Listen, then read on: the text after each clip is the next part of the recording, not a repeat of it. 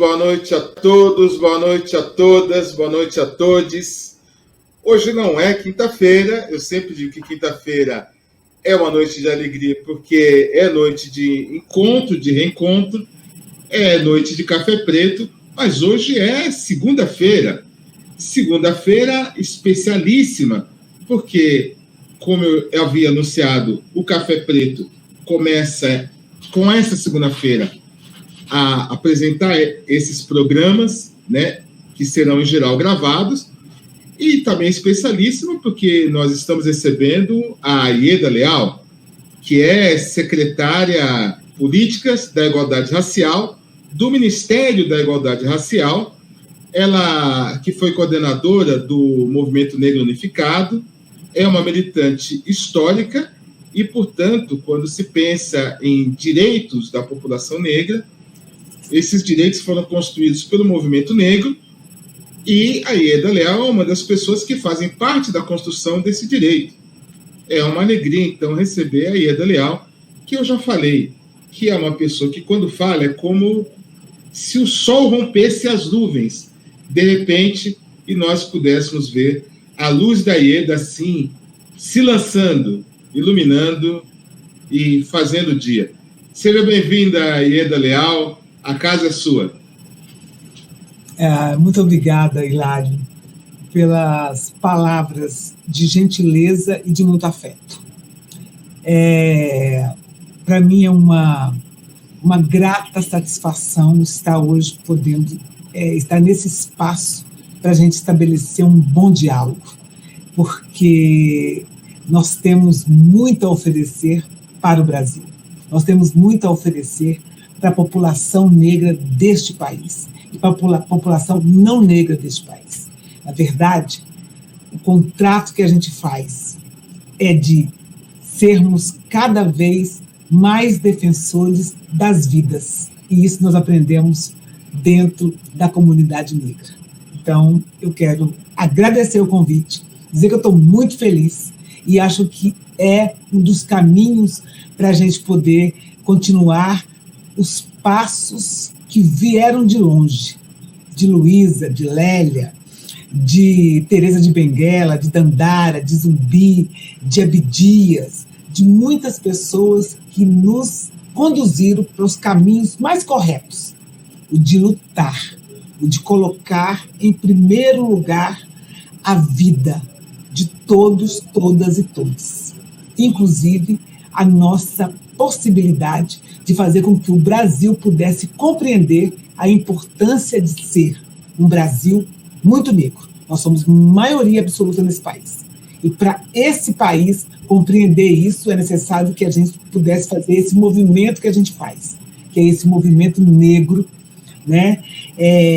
Que junta as pessoas, que diz para as pessoas quem somos nós, que diz assim: nós estamos agora ocupando os nossos espaços.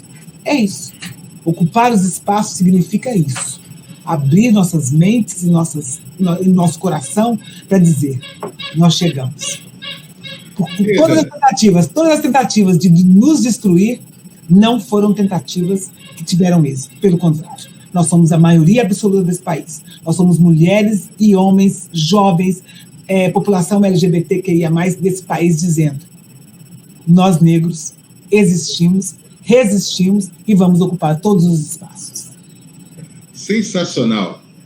Ieda, você hoje está no Ministério da Igualdade Racial, contribuindo, trazendo a sua experiência, a sua sabedoria para a nossa querida Nelly Franco,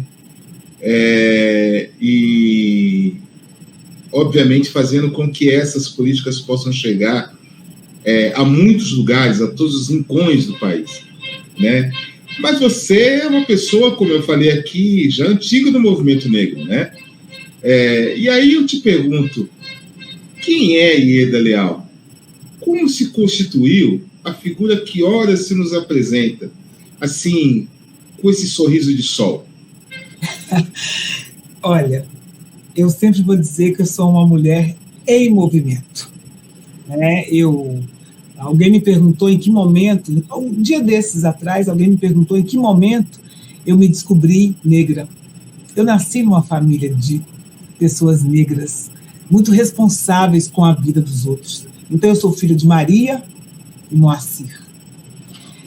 Tenho irmãos, nós somos 6 em casa, né? Eu sou irmã de Yara, de Ivana, eu sou irmã de Ivan, de André e de Moacir Filho. Nós somos 6 pessoas em casa, onde a gente ouvia do meu pai dizendo: é necessário que vocês possam aprender a ler e escrever para dominar o mundo. Aonde tinha uma mulher que trabalhava muito em casa para organizar a turma, porque havia uma divisão de trabalho entre meu pai e minha mãe. Meu pai se formou depois dos 40 anos, em direito, né? Ele se tornou um advogado.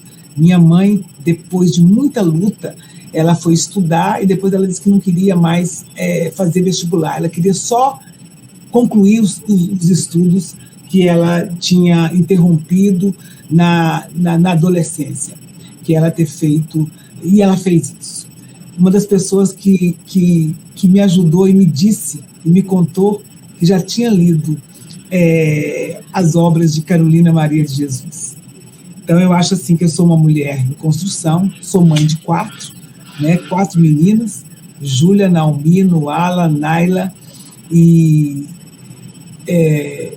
acho que eu falei o nome de todas. Naomi, Júlia, Nuala e Naila, as 4. E a avó de Luara. Isso tem me constituído como uma pessoa muito forte, lógico, filha de Maria e irmã de Yara e de Ivana. São mulheres que atravessam a minha geração. Sou uma mulher de 58 anos, sou pedagoga, fui há algum tempo, muito tempo, sindicalista, hoje eu estou licenciada desse espaço, fui conselheira estadual e municipal de educação, sou uma mulher que é paulo freireana, que decidi, quando saí da universidade, depois de pegar o meu diploma, de que eu iria ajudar as pessoas a decifrar o mundo através da leitura. Fui ser alfabetizadora, tanto de criança como de adultos. Me especializei em métodos e técnicas de ensino para ajudar as pessoas a entenderem o que é ter a possibilidade, dentro da escola, poder ajudar as pessoas no despertar racial. Não só das crianças que estavam na sala de aula como meus alunos, mas também dos profissionais. E isso me deu a possibilidade de compreender uma escola para além dos muros e também fazer o letramento racial, que naquela época eu chamava de alfabetização racial, das famílias, das próprias famílias negras e das não negras naquele espaço. Então eu pude exercer durante muito tempo essa possibilidade de contar com a educação como parceira, como profissional da educação. Saio depois para o mundo sindical, nunca esqueci da relação que eu tive sempre com o movimento negro. Tudo isso era tudo alicerçado na minha prática do movimento negro. Eu entro no movimento negro unificado em determinado momento da minha vida, da minha juventude, passo a exercer esse papel de coordenação do movimento negro em Goiás, conversando com o Brasil todo. Depois, em 2017, muito tempo depois, eu me torno coordenadora nacional do Movimento Negro Unificado, que hoje me licencio para prestar um serviço ao governo federal na Secretaria Nacional da Promoção da Igualdade Racial. Mas não esqueço das lições que eu tive, de prestar atenção no respirar de Lélia, de Luísa, na organização de outras pessoas que organizaram o movimento negro para que eu pudesse estar aqui hoje. Não posso esquecer da riqueza de receber Sueli Carneiro, Lélia Gonzalez, Luísa Bairro, no primeiro encontro de mulheres negras em Goiânia, porque aí é tirar o movimento negro do sul-sudeste, né, do norte-nordeste, e levar para o centro do Brasil. Nós fizemos isso. Nós podemos observar que no coração do Brasil poderia existir. Elaboramos e cuidamos do primeiro encontro do negro do Centro-Oeste. Nós elaboramos e fizemos várias questões relacionadas aos quilombolas no Centro-Oeste. Nós, meninas novas, eu, Ivana, Juraci, Silvani e outras mais, sentávamos com o governo do estado de Goiás para dizer para o governo do estado de Goiás, naquela época, vários governadores e prefeitos de várias cidades, que a gente queria a pauta racial como princípio da luta deles. Nós apontávamos aonde tinha problemas e a gente queria resolver esses problemas chamando o Estado e os municípios para que eles pudessem ser parceiros. Meninas novas, antes de nos formar, antes de receber o canudo, nós tínhamos uma outra vertente que era cuidar dos quilombolas, dos quilombos urbanos, das mulheres, da educação, da história do Brasil no Centro-Oeste, no combate ao racismo. Então, eu sou uma mulher, hoje, 58 anos, que pude ter, na experiência do dia a dia, de ver meu pai e minha mãe vencendo as atrocidades do mundo material, mas também do comportamento de poder ter lido, aos 19 anos, aos 20 anos, um livro chamado Tornar-se Negro, de Neuza Santos Souza, que se tornou um livro de cabeceira para mim. E, ao mesmo tempo, eu posso dizer para vocês, de ter lido outros, de ter podido observar a história do Brasil e ter lido também nos livros que eu estudei o quanto nós não estávamos presentes. Então, eu quero chamar para você que eu sou uma mulher em construção. Eu pude ter o prazer de conhecer Ana Célia, uma baiana, que me ensinou a ter um outro olhar nos livros didáticos. Então, eu fui me fazendo, dentro do movimento negro, no mesmo momento em que eu pude crescer, eu pude também ajudar outras pessoas no seu crescimento. E aí, o meu orgulho é fazer o que eu fiz, e tenho muito orgulho de falar isso, é de ter ajudado os alunos que eu tive a compreender o mundo da melhor forma possível. Da melhor forma possível. Deles entenderem que outras pessoas vivem nesse país e que deveriam ser respeitadas. Recontar a história do povo negro no nosso país. E aí eu posso dizer para vocês, eu fiz parte dessa história, faço parte dessa história, e sou uma mulher que aprende todos os dias. Todos os dias. Ter filhos, melhor, ter filhas, me deu a oportunidade de compreender melhor essa maternidade possível, uterina, e a maternidade que não passa também pelo útero, mas passa pela responsabilidade de nascer histórias e a gente cuidar de histórias.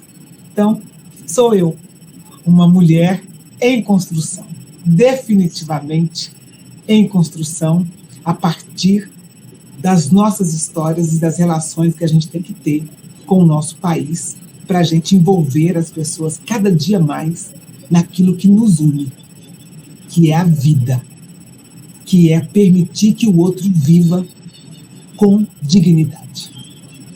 Sensacional, sensacional. Eu acho que tudo que você falou resume um pouco a alegria de ser militante, de estar com pessoas com quem você é de movimento negro, você é de entidade. A gente não concorda com todo mundo que está dentro da nossa entidade, mas estão todos imbuídos de alguma forma nessa construção, e isso faz o militante uma figura, a meu ver, central no Brasil, porque, para mim, o movimento negro começa com Palmares, né? E de lá para cá, nós conhecemos pouca coisa, porque a maior parte dos quilombos que existiram nesse país, nós não conhecemos. Nós conhecemos os que ficaram famosos, os que resistiram, mas muitos fizeram parte dessa construção, e assim é o movimento negro até hoje.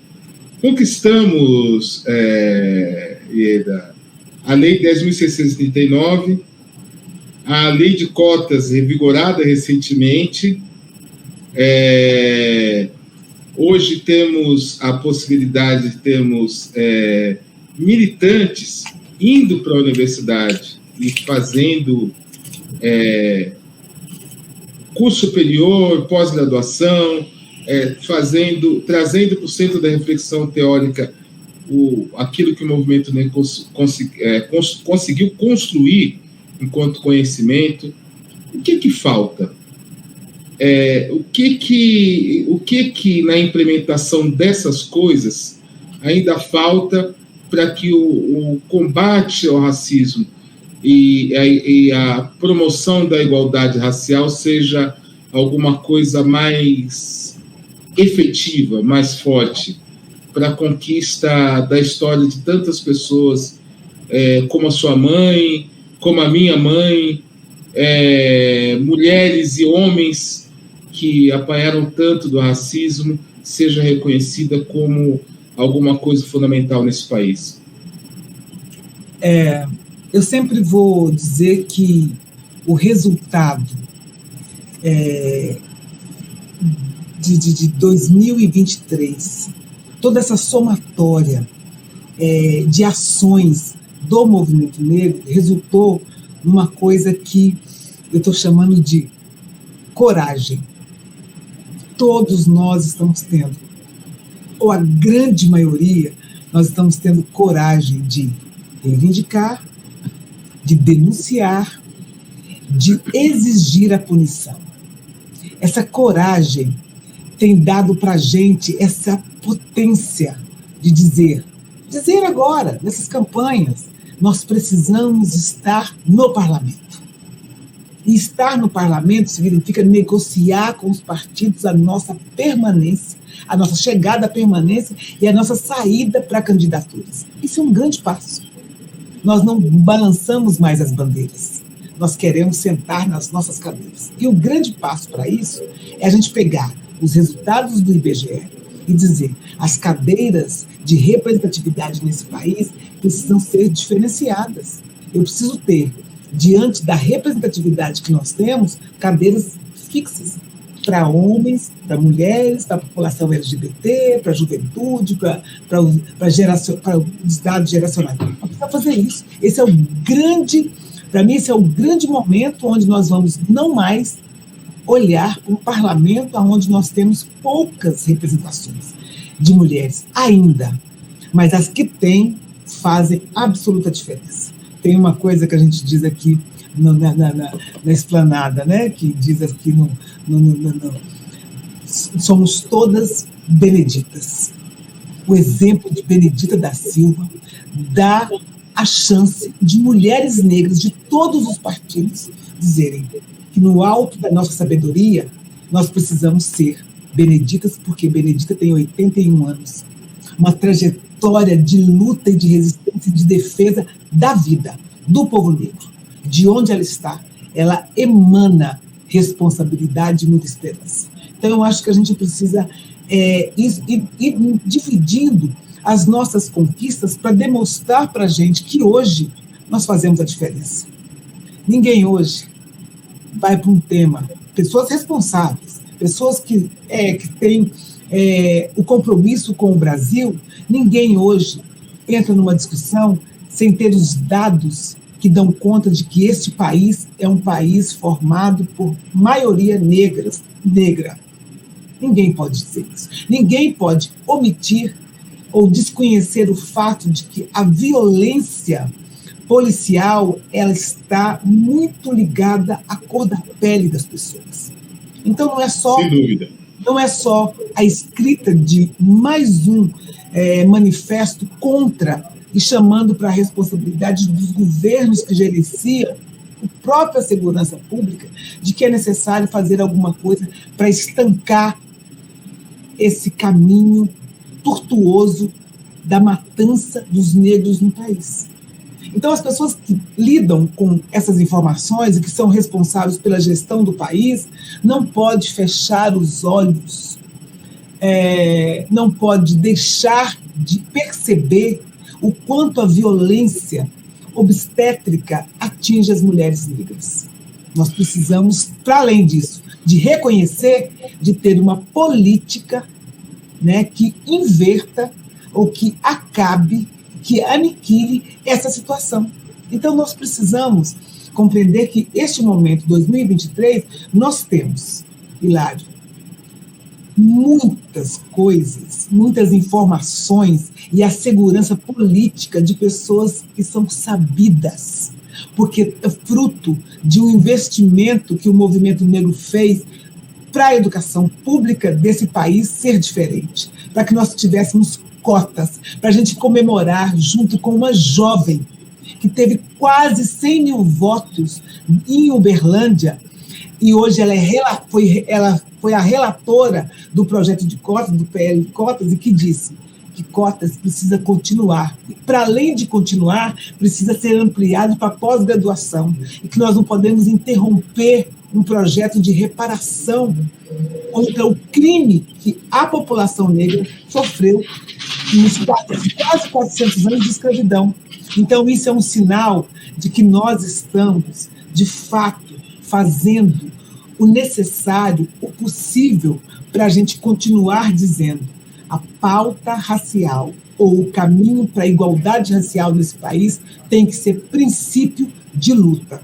E um governador ou governadora, um prefeito ou uma prefeita que não tiver isto como ponto de pauta e discutir e criar mecanismo para entender como o racismo se dá, para impedir que o racismo continue crescendo, não pode ser gestor público.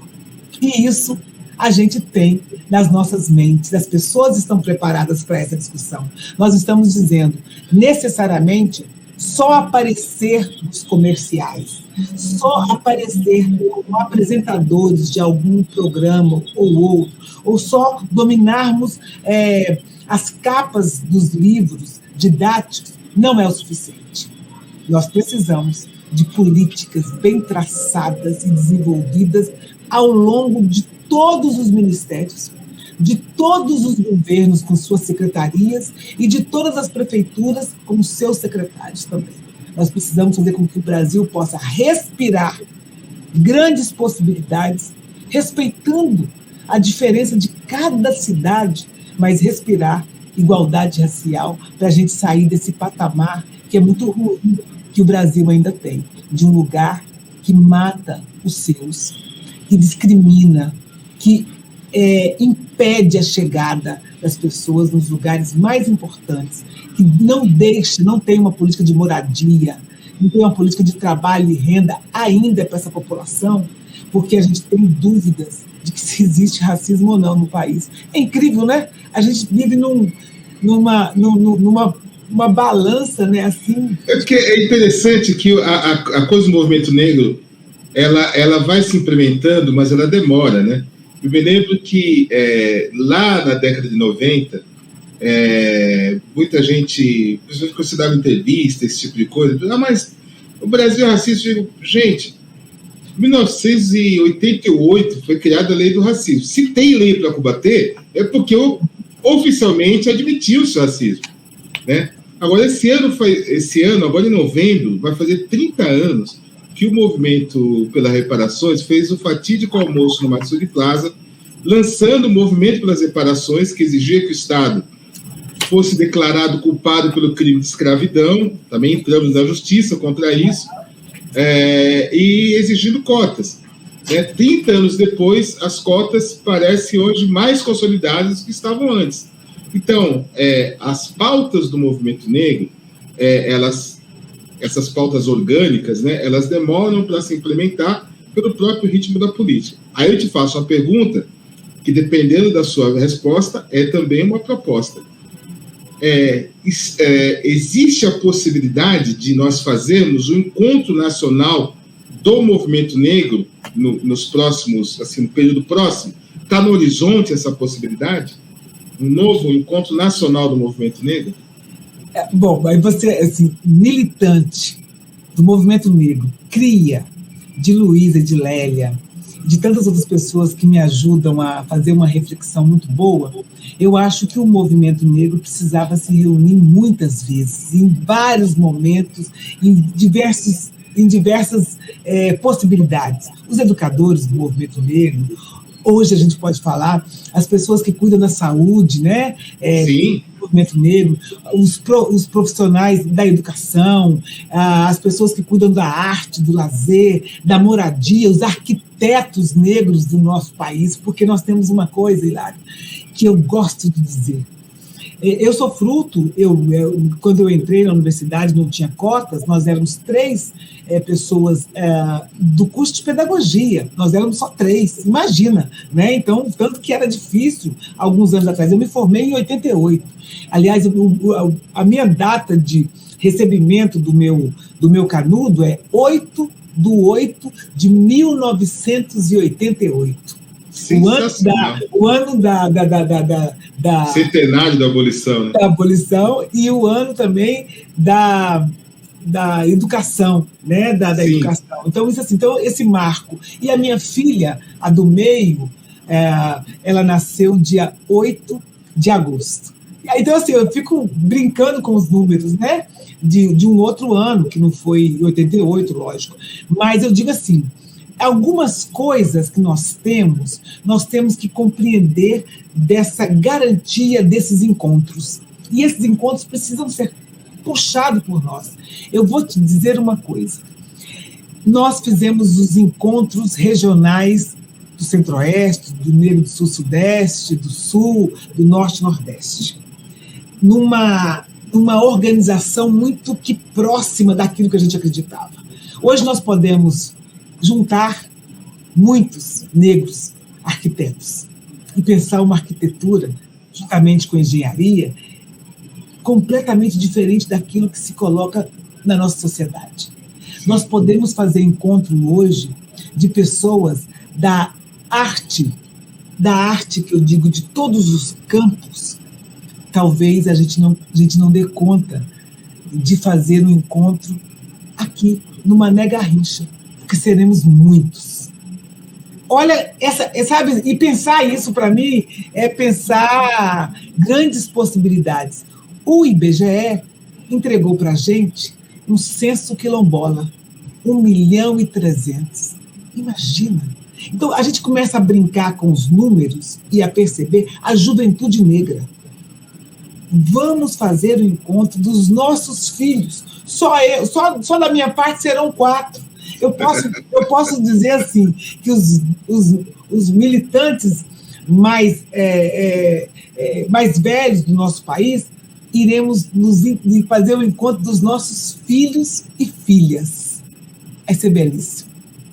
Belíssimo. Mas essa grandeza toda, as mais velhas, e fazer o encontro das griots e dos griots do movimento negro, que disseram para a gente, há 20, 30, 40 anos atrás, eles desenharam os caminhos. Não é só um encontro, mas é um encontro de agradecimento pela existência dessas pessoas. Ao mesmo tempo, a gente pode fazer um encontro dos nossos mais jovens, daqueles que ainda estão no carrinho de bebê. Sabe, assim, eu fico pensando nessas questões todas. Essa grandeza toda que você está descrevendo, se a gente fosse pensar e começar a desenhar um encontro nacional do movimento negro ou dos movimentos negros, teria uma coisa muito interessante, porque um encontro que não seria um encontro de um dia e nem de um fim de semana, teria que ser uma coisa um pouco mais elaborada, um pouco mais legal, dependendo do desenho que a gente conseguir fazer. Diversos outros encontros se seguiriam a esse encontro, vamos dizer assim, entre aspas, central. Né? Ou seja, um encontro como esse deflagraria diversos outros encontros, né? do pessoal que milita dentro da arte, da educação, como você falou, da saúde, do pessoal que é jovem, do pessoal que é ligado à questão estética. Eu sou doido e vou fazer um programa que fala ainda sobre a estética negra, a importância da estética negra na construção da militância e da autoestima, né? Então, acho que... Mas talvez a sua secretaria, quem sabe, possa pensar em trazer algumas pessoas para a gente desenhar um encontro como esse. O que você acha? Eu sou um homem de ideias e propostas, eu adoro isso. É uma boa proposta. E nós estamos no MIR, Ministério da Igualdade Racial, abertos a essa dedicação que eu acho que é bacana para um ministério que representa muito a história de luta do povo negro. Sim. O MIR é o resultado de luta de muitos. Sabe, a gente precisava... eu fico brincando, mas é verdade.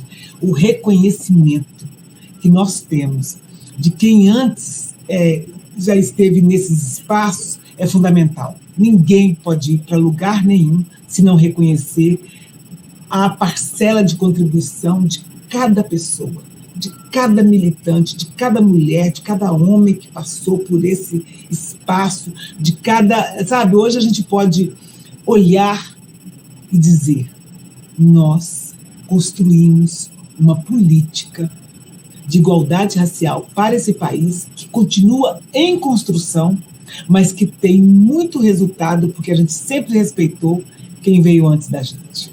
Eu acho que esse aprendizagem, essa palavra Ubuntu, que eu gosto muito, eu sou porque nós somos, é que a gente tem um olhar lá atrás. Né? Quando eu fico observando o quanto as nossas mães e os nossos pais, os nossos mais velhos, lutaram para que a gente pudesse ultrapassar aquela barreira de sermos eliminados na nossa infância. Hoje nós somos jovens senhores de cabelo branco, né, barba branca.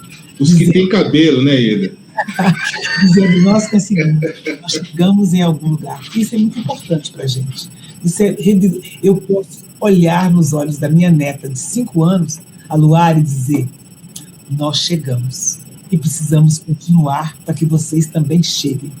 Né? Então, eu acho que a luta é constante, diária, sistemática e bonita, e solidária. Eu acho que isso é bacana. Mas acho que estamos vivendo um momento, apesar de todas as dificuldades que nós estamos vivendo, né? Sobretudo quando se fala ainda de violência de Estado, né? Que é uma coisa recorrente, histórica e estrutural na nossa sociedade contra a população negra, nós estamos vivendo um momento em que nós podemos construir muitas coisas, né? Estamos na antessala de muitas construções. Eu te pergunto, existe algum tipo de proposta de política da sua secretaria que você gostaria de destacar, que você olha com mais... você acha que seja mais promissora, assim, que você gostaria de destacar? Eu vou querer, assim, falar da política de como nós, do Ministério da Igualdade Racial, através da Secretaria Nacional da Promoção da Igualdade Racial, que é a que eu coordeno, nós pretendemos criar o sistema, né, o sistema de igualdade racial. A gente quer envolver as cidades, logicamente os estados, numa elaboração de um planejamento para ir levando muito que sistematicamente essas políticas para dentro da gestão. Porque o nosso papel é esse, fazer com que a gestão possa, de fato, implementar situações de combate ao racismo ou de caminho para a igualdade racial. Então, a gente precisa ter os conselhos da promoção da igualdade racial funcionando para servir de um local de estudo, de parceria com a sociedade civil e com o ente federado, né, com a prefeitura. Nós precisamos desenvolver ou ajudar no desenvolvimento das secretarias de educação para que elas possam implementar a legislação brasileira, a LDB, naquela vírgulazinha que é a Lei 10.639, que não é uma lei descasada, é uma lei que modifica a LDB e que diz que nós precisamos aprofundar o estudo da cultura dos africanos e dos negros no Brasil, através de um parecer belíssimo da Petrolina. Mas nós precisamos continuar ajudando o município a compreender a necessidade de que a saúde possa ser acolhedora e que ela possa definitivamente enxergar todos, todas e todas. Nós precisamos continuar elaborando um planejamento de memórias. Cada vez que uma cidade se propõe a cuidar da memória desse povo que ajudou a construir a cidade, isso significa que nós vamos ter memórias do povo negro sendo lembrada e estudada nas escolas. Nós vamos ter espaços de memória para dizer e contar a história, para ninguém esquecer da escravidão. Mas a escravidão não é um legado público positivo, é um legado onde a gente precisa dizer que o Brasil ele errou na medida em que escravizou um povo e tirou seus direitos. Mas é preciso lembrar na história que isso aconteceu e que aquela cidade, ela hoje, ela pode elaborar planos para que a sociedade negra daquele espaço, ela possa ser vista de uma outra forma. Então a gente vai cuidar de fazer com que nasça dentro das cidades possibilidades da igualdade racial. Nós precisamos fazer com que as pessoas possam elaborar nos seus programas, pessoas que são candidatas a elaborar nos seus programas para a cidade dizer: eu vou ajudar a combater o racismo, eu quero ajudar a combater o machismo, eu não posso conviver com os misóginos no poder. Então eu preciso dizer, a gente precisa fazer com que as pessoas possam dizer isso para a cidade e proteger a cidade e proteger as pessoas que moram na cidade. Então vão nascer memórias, vão nascer programas, vão nascer dias da consciência negra, ou meses, ou anos da consciência negra, a partir daquilo que a cidade começa a compreender a história do povo negro. É desafio. É interessante isso que você está dizendo. Eu não sei se eu cheguei a escrever isso para você no convite que eu fiz lá no WhatsApp, mas a ideia do Café Preto é justamente desse canal, que permite essa nossa conversa, é justamente a ideia de que é preciso tratar das questões estruturais do Brasil do ponto de vista afro-brasileiro. Porque o que se construiu de conhecimento do Brasil, tirou-se o afro-brasileiro, tirou-se o negro, a negra, dessa construção, né, da construção do conhecimento, da construção do saber, da construção da ciência no Brasil, por exemplo. Eu entrevistei a velha Eunice, filha da Carolina de Jesus, e a gente estava conversando sobre o legado dela, né? Falei, é necessário construir um memorial, né? A exemplo do que acontece no memorial de Palmares, no Luiz Palmares, em Alagoas. Eu estive lá recentemente, né? E fiquei pensando, inclusive, puxa vida, que bom que nós temos hoje de volta o Ministério da Igualdade Racial, o Ministério, né, dos Direitos Humanos, e um governo que pensa na memória. Quem sabe a gente pode resgatar aquele memorial, né, novamente, né, fazer uma coisa mais viva, né, no memorial Zumbi dos Palmares, e fazer um memorial Carolina Maria de Jesus, conversar com a velha Eunice, ver quais são as questões, né, e de repente fazer um memorial, ou vários, não precisa ser só em São Paulo, né? Não precisa ser só em São Paulo. Precisa nascer em cada cidade as memórias do povo negro desse país. Aí nós vamos ter muitas Carolinas. Então você está dando uma notícia maravilhosa, né, do meu ponto de vista. A nossa rede, esse crescimento, essa expansão de levar para as pessoas essa possibilidade. A gente vai dar tarefa com a justeza do compromisso com a igualdade racial. O professor Milton Santos dizia que a cidadania se realiza nas cidades. Exatamente. Porque é nas cidades onde estão os cidadãos. Parece um pleonasmo, né? Mas é porque o cidadão, ele habita o município. Uhum. Né? É lá que ele está, é lá que ele reside. Né? Então é lá que que a cidadania pode se consolidar. Né? Ele dizia que nós vivemos uma democracia de mercado, não exatamente uma democracia.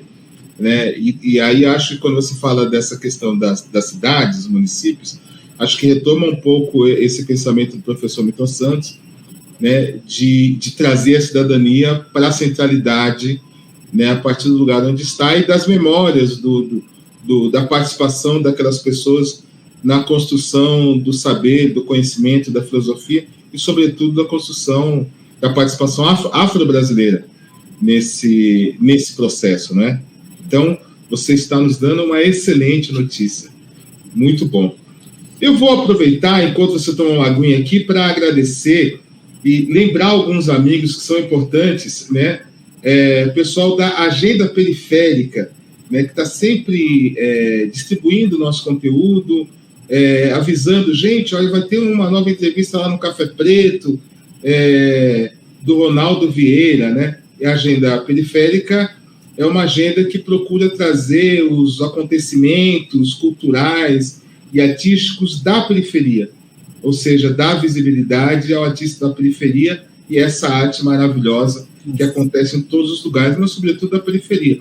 Assim também como o site Primeiros Negros, da nossa querida Tânia Regina Pinto, né, onde tem lá a memória de negros e negras importantes, onde tem sempre uma notícia nova e saborosa, né, sobre a deliciosa pena da Tânia, que escreve muito bem, que conhece muito bem a população negra e que tem ajudado, inclusive, muitas pessoas que precisam, né, pesquisar para fazer seus trabalhos acadêmicos, suas teses, suas dissertações, né, vão encontrar informações lá no Primeiros Negros, né, que é o site da Tânia Regina, que foi, nas palavras do Oswaldo Faustino, que deu entrevista para nós aqui também, uma enorme jornalista, que trabalhou muitos anos no estado de São Paulo, o jornal aqui de São Paulo, que todo mundo conhece. Então, mandar um abraço para a Tânia, um abraço para o Ronaldo, né, e convidar você que está em casa a conhecer a agenda periférica e também a conhecer o Primeiros Negros. Agradecer também ao pessoal da UFBA, né, que também tem uma parceria conosco aqui, e aí os alunos, sobretudo os alunos do Serviço Social e Psicologia, sempre acompanham aqui o nosso conteúdo. Então, mandar um abraço, pessoal, da UFBA também, um abraço para a querida professora Elizabeth Pinto, né? Dados esses recados, eu pergunto uma coisa para você, querida Ieda. Como que você vê o combate ao racismo e a promoção da igualdade racial em perspectiva de futuro, considerando essas questões que você trouxe sobre a Lei 10.639, sobre a construção da memória ou da participação da população negra na construção do conhecimento, arte, filosofia, ciência, religião? Como que você acha que esse é um dos caminhos para vencer a cultura de ódio que se instalou no Brasil nos últimos anos? Eu acho que são caminhos que nós precisamos traçar para fortalecer a nossa cultura. E não é a cultura só de não é só a cultura de um só olhar.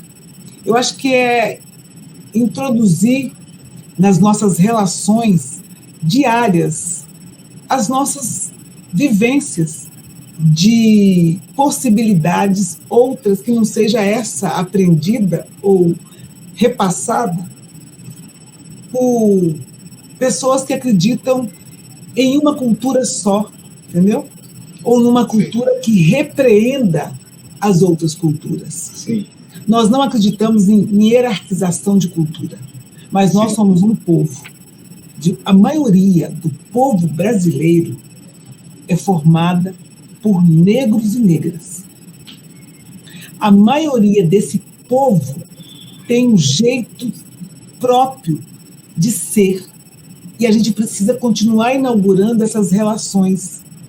As escolas, eu gosto dessa palavra, as escolas de samba, não aquilo que se transformou em algumas coisas, mas essa possibilidade da gente ter a sabedoria da escola de samba oferecendo para a gente a história do Brasil recontada.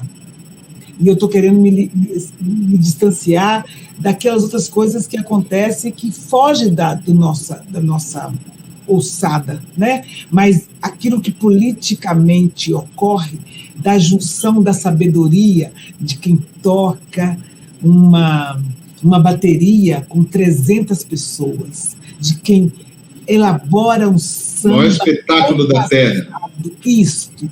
E aí eu posso me dirigir também a Parintins, né, um espetáculo que leva a gente para um outro mundo, concretamente elaborado com o mesmo olhar de uma escola de ritmos e uma escola musical, onde você usa na circularidade da capoeira o que a gente tem de melhor, né? A gente conecta com o mais sagrado dos atabaques, Se você me permite, a gente gira e a gente faz perguntas e respostas na roda de capoeira. Sim, pois não, se você me permite, isso me lembra também o carnaval das cidades pequenas, onde é uma festa comunitária, onde a própria comunidade se realimenta, né, e traz as suas próprias memórias, ou seja, sim, essa coisa então, do maior espetáculo da Terra, e isso, também essa coisa... Essa reconexão... Essa reconexão comunitária, né? Com esse espetáculo e da forma com que a gente vive.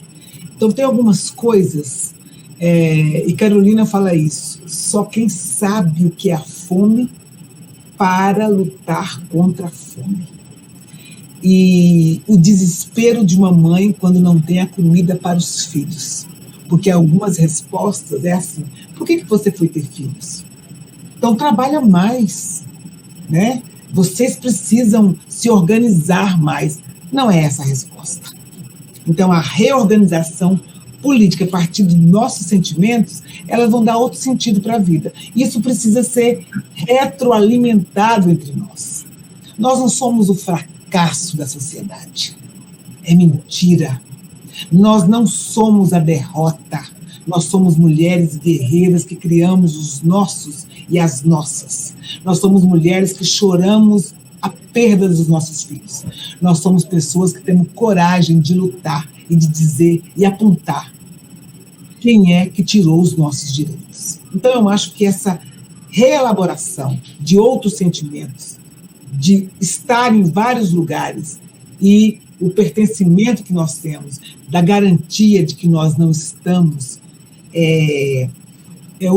nós estamos ocupando os espaços necessários para a nossa representatividade.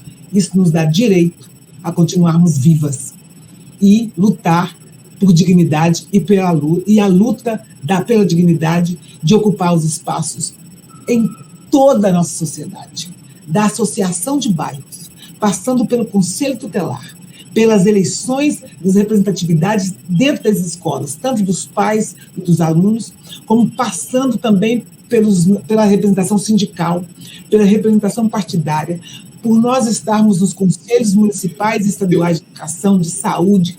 Nós temos que estar na sociedade, presidentes e dos nossos diretórios partidários, nós temos que estar na vereança, nas prefeituras, nas assembleias legislativas, na Assembleia Federal, no Senado, na Presidência da República. Nós temos que estar em todos os lugares, usando a nossa sabedoria, utilizando da possibilidade de nós estarmos estudando para a gente ocupar esses espaços. Nós temos o direito de reivindicar todos esses espaços, porque nós somos a maioria absoluta. Agora precisamos nos organizar, tanto no movimento negro, quanto no movimento também organizado de outras esferas do nosso país. Sensacional, sensacional. Você falou da riqueza das nossas organizações artísticas, culturais, e que também não deixam de ser políticas, que também ajudaram a organizar as comunidades. Mas deixa eu te perguntar uma coisa, do ponto de vista das empresas e do racismo dentro das empresas, existe a possibilidade, ou o Ministério tem feito alguma coisa no sentido de conversar com as empresas para promover a inclusão, ou seja, remover o racismo e conseguir trazer para dentro das empresas as pessoas negras em todos os graus enfim, todos os cargos, né? E sabe o que eu fico pensando? Uma espécie de selo, né, para empresas conseguirem cumprir essa meta de conseguir ser uma empresa não somente inclusiva, mas uma empresa antirracista. Uhum. É possível alguma coisa nesse sentido? O Ministério pensa alguma coisa nessa direção ou não? Eu acho que a gente pode pensar, aliás, o pensamento hoje, Hilário, todo mundo que está nos assistindo, e eu quero dizer que eu fico muito feliz saber que nós temos estudantes de serviço social, porque é uma parceria muito boa que nós da educação sempre fizemos com o serviço social e com os psicólogos, porque a gente sabe que nós precisamos contar com esses profissionais nos seus locais de atuação para que a escola fique melhor. Nós precisamos de todo mundo, mas são profissionais em que eu sempre gosto de abraçar muito, né, porque nos ajuda muito nessa compreensão diária do dia a dia do que significa a educação pública de qualidade. Mas eu acho que são selos, são ações, são discussões que nós precisamos envolver o país todo. O país envolvido, lógico, as empresas, o serviço público ele é importante, mas o privado também, a rede privada, precisa se envolver, né, nessas questões todas. E nós precisamos, de fato, na organização que nós temos da secretaria, nós vamos estar dialogando com o município, que o município cuida de tudo, né? O município abraça toda a sociedade. Então, tem empresas, né, particulares que vão precisar ser estimuladas para compreender a importância de se ter um selo antirracista. É uma boa ideia. Nós precisamos fazer com que isso se torne realidade. Mas acho que, do ponto de vista do Ministério, isso é importante, mas o movimento negro precisa continuar discutindo também. O movimento negro deu muitos exemplos bons de luta no que se refere a dizer que essa possibilidade de não mais fazer jus a essa questão de que dizer que aqui é um país de democracia racial. Não, nós somos não há democracia racial se há racismo. Não há democracia racial se nós, moradores, não temos a nossa posse da nossa casa, se os nossos territórios estão sendo invadidos pela segurança pública, dizendo que nesses territórios existem coisas que precisam ser procuradas, mas não precisa dar licença para entrar. Nós não podemos admitir esse tipo de coisa. Então, o movimento negro foi dando mais legitimidade para aquilo que nós estávamos falando o tempo todo. A democracia só combina com um país não racista. E para ser um país não racista, nós vamos ter que ter políticas, ações afirmativas para isso. Então, eu acho que é bacana a gente pensar que a gente pode também discutir, né, como é que uma cidade pode ser antirracista. E esse não deve ser só um trabalho do Ministério, mas deve ser um trabalho diariamente perguntado pela população que vive naquela cidade. Como é que é ser uma cidade antirracista? Uma cidade antirracista tem que ter alguns princípios. Então, vamos começar a elaborar e conversar sobre isso? Então, eu acho que é um pouco disso mesmo, você está correto. São pensamentos, são estudos, são proposições feitas dentro do movimento negro organizado, mas pela população também. Nós temos uma população belíssima, sendo criada por nós nessa expectativa de viver um país melhor, um país que dê condições de vida e não de morte. Um país que dê condições de vida para viver bem e que a gente quer o bem viver, né? Eu acho que isso é bacana. Que maravilha. Olha, eu gostaria de ficar horas conversando, para vocês terem ideia de como esse papo está gostoso. Eu já, antes de começar a entrevista, já falei para você, precisamos marcar um outro encontro para fazer uma conversa maior e mais aberta, trazer outras pessoas para ajudarem a entrevistar também e combinarmos coisas. Mas nós precisamos encerrar a entrevista, até porque, como nós vimos aqui, a secretária tem muito trabalho, né? E a gente precisa contribuir com esse trabalho. Ida, muito obrigado por esse bate-papo, por essa entrevista, eu agradeço imensamente e eu espero que nós tenhamos a oportunidade de outras conversas, sempre assim, enriquecedoras como essa. E aí eu peço para você, por gentileza, fazer suas considerações finais. Eu quero agradecer. E esse jogo de búzios que tem aí, que faz parte do cenário, me deixou muito à vontade para a conversa. Búzios é uma joia em que eu uso em todos os momentos da minha vida. Todos os momentos da minha vida, eu sempre tenho. E aí eu vou dizer assim, um jogo de búzios para todo mundo.